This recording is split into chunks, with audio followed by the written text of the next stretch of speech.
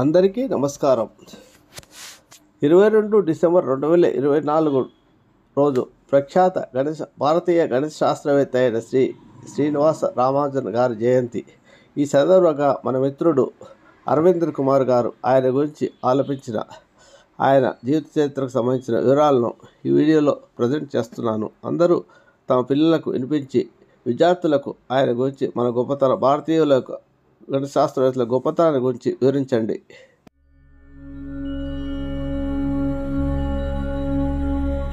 Lakkaraju Muralidhar Rao astro and remedies ఛానల్కు subscribe చేసుకోండి. శ్రీ గురుభ్యో నమః. ప్రపంచ ప్రఖ్యాత గణిత శాస్త్రవేత్త శ్రీనివాస రామానుజన్ స్మరణలో 5వ రోజు. మలమలమాడుచుండినను మాసి చిరుంగులు పడ్డ ప్రాతగుడ్డలే శరణములైనను కడల్గొను షేముషి కెట్టిలో పము కలుగదు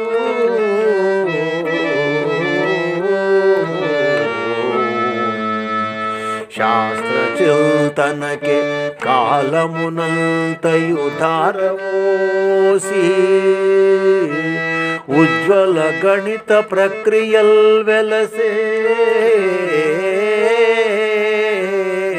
జన్మతరించెను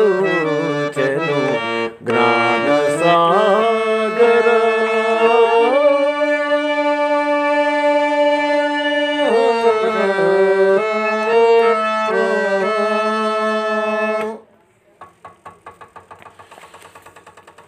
1904 సంవత్సరంలో జనవరిలో కుంభకోణంలోని జూనియర్ కళాశాలలో ఎఫ్ఏలో చేరాడు. ఆంగ్లం గణితాల్లో ఎక్కువ మార్కులు సంపాదించుకున్నప్పటికీ అందుకుగాను ప్రతిభావంతులకు ఇచ్చేటువంటి సుబ్రహ్మణ్యం స్కాలర్షిప్ ఆయనకు లభించింది. కాలేజీల్లో చేరడం వలన పై చదువులు చదవగలిగినటువంటి అవకాశం వచ్చినందుకన్నా అక్కడ లైబ్రరీలో అనేక గణిత శాస్త్ర గ్రంథాలను చదివే అవకాశం లభించినందుకే రామానుజన్కు ఆయనకి ఎక్కువగా సంతోషమైంది. అయితే తనకిష్టమైన గణిత శాస్త్రంతో పాటు గ్రీకు, రోమన్ చరిత్ర వంటి ఇతర సబ్జెక్టులను కూడా చదవాల్సి వచ్చినందుకు రామానుజన్ చాలా ఇబ్బంది పడ్డాడు. ఇతర పాఠ్యాంశాలపై బోధన జరుగుతున్నప్పుడు కూడా లెక్కలే వేసుకుంటూ గడపడం వల్ల మిగిలిన సబ్జెక్టులపై తగినంత శ్రద్ధ చూపలేకపోయాడు. అదీగాక సంప్రదాయానుసారంగా జరిగేటువంటి పరీక్షా విధానాలకు అలవాటు పడలేకపోయాడు. ఫలితంగా జూనియర్ ఎఫ్ఏ పరీక్షలో తప్పాడు. దీని కారణంగా స్కాలర్షిప్ నిలిచిపోయింది. దీంతో రామానుజన్కు ఆర్థిక ఇబ్బందులు ఎదురయ్యాయి. ఇక్కడ వింతగొలిపే విషయం ఒకటి ఉంది. అదేమిటంటే దాదాపు చాలామందికి రామానుజన్ అసామాన్య ప్రతిభావంతుడన్న సంగతి తెలుసు. అతని ప్రవర్తన సరళి గుణగణాలు తెలుసు. అన్నీ తెలిసిన బానిస విద్యా విధానానికి దూరంగా స్వయంగా ప్రతిభను పెంపొందించుకునేందుకు అతనికి ఒక్కరూ సహకరించలేదు. నిరుత్సాహంతో చదువు మానుకొని రామానుజన్ ఉద్యోగ ప్రయత్నాలు మొదలుపెట్టాడు. దగ్గరలో ఎక్కడ చిన్న ఉద్యోగమైనా దొరకలేదు. అప్పటి మన రాష్ట్రంలోని విశాఖపట్నం ఇంకా పలు చోట్ల మిత్రులను తెలిసిన వారిని అందరినీ కలిశాడు. నెలలు తరబడి తిరిగాడు. అయినా లాభం లేకపోయింది. తిరిగి కుంభకోణం చేరుకున్నాడు. రోజులు దుర్భరంగా గడవసాగాయి. కొందరు స్నేహితులు సహాయం చేయడానికి ముందుకు రావడంతో రామానుజన్ మద్రాసు వెళ్ళి 1905 సంవత్సరంలో పచ్చియప్పన్ కళాశాలలో మళ్ళీ జూనియర్ ఎఫ్ఏలో చేరాడు. సంస్కృతం సెకండ్ లాంగ్వేజ్గా తీసుకున్నాడు.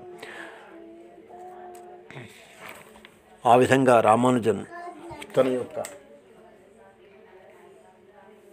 కృషి జరుపుతూ ఉన్నప్పుడు ఆయన చాలా మితభాషి, మృదు స్వభావం కలవాడు, మర్యాద తెలిసినవాడు. అందువల్ల స్నేహితులకు అతనంటే వల్లమాలిన అభిమానం. ఈ విషయాన్ని అతని మిత్రులు 20-30 ఏళ్ల తర్వాత కూడా చెప్పుకునేవారు.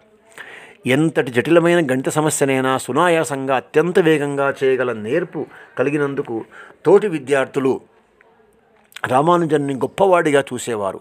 ఉపాధ్యాయులు సైతం రామానుజన్ని ఆదర్శ విద్యార్థిగా చూసేవారు. క్లిష్టమైన సమస్యల్ని బోర్డు మీద వేసి వివరిస్తూ మధ్య మధ్యలో ఇంతకంటే సులభంగా వీలవుతుందా అని ఉపాధ్యాయులు రామానుజన్ను అడిగేవారు.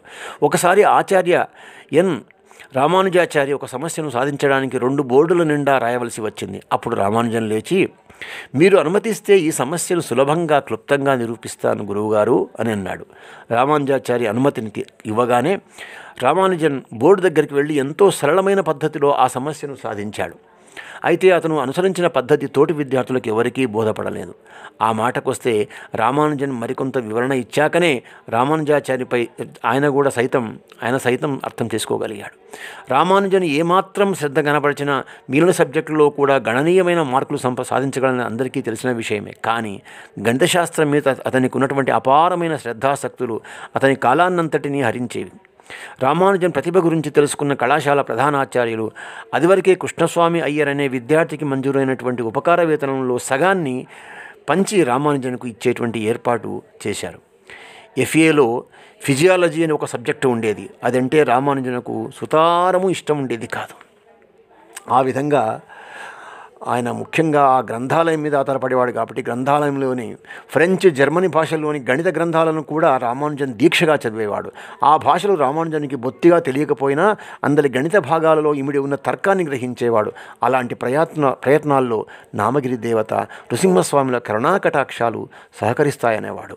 సర్వం శ్రీకృష్ణార్పణమస్తు. మీకు నా వీడియో కనుక నచ్చితే లైక్ చేయండి, షేర్ చేయండి. ఈ వీడియో కింద ఉన్న బెల్ ఐకాన్ను క్లిక్ చేయడం ద్వారా నా ఛానల్ను సబ్స్క్రైబ్ చేసుకోండి.